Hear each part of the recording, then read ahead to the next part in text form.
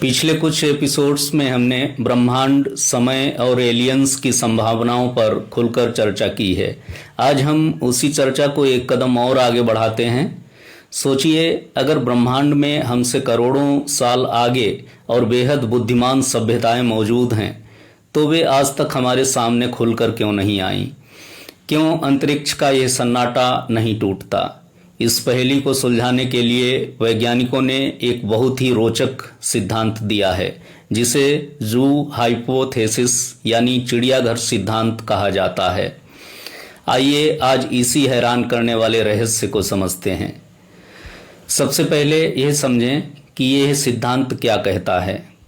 सन 1970 के दशक में खगोल भौतिकविद जॉन बॉल ने एक सुझाव दिया था कि शायद उन्नत एलियन सभ्यताएं हमारे अस्तित्व के बारे में पूरी तरह जानती हैं, ठीक वैसे ही जैसे हम किसी चिड़ियाघर में जाकर जानवरों को देखते हैं, लेकिन वे जानबूझकर हमारे मामलों में दखल नहीं देती।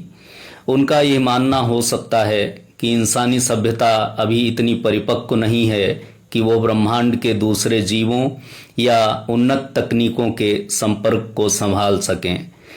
वे हमें बिना छेड़े सिर्फ दूर से हमारी वृद्धि और विकास को देख रहे हैं। इसे ऐसे समझिए जैसे वन्य जीव संरक्षण वाले किसी जंगल में इंसानों का जाना प्रतिबंधित होता है, ताकि जानवरों का प्राकृतिक विकास बाधित ना हो।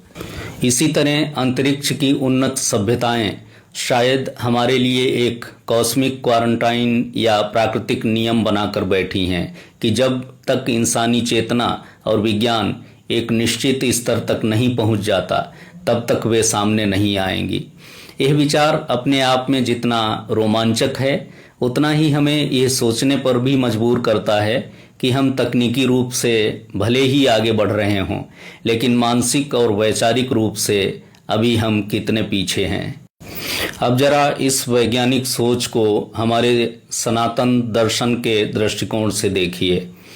हमारे शास्त्रों में विभिन्न लोकों और योनियों का वर्णन मिलता है, जहां अलग अलग स्तर की चेतनाएं निवास करती हैं। सनातन दर्शन यह मानता है कि हर चेतना का अपना एक अधिकार क्षेत्र और कर्म का नियम होता है। उच्च लोक के जीव या देवता बिना किसी ब्रह्मांडीय विधान के निचले लोकों के मामलों में सीधा हस्तक्षेप नहीं करते। हर सभ्यता या योनि को अपने विकास का सफर खुद तय करना होता है।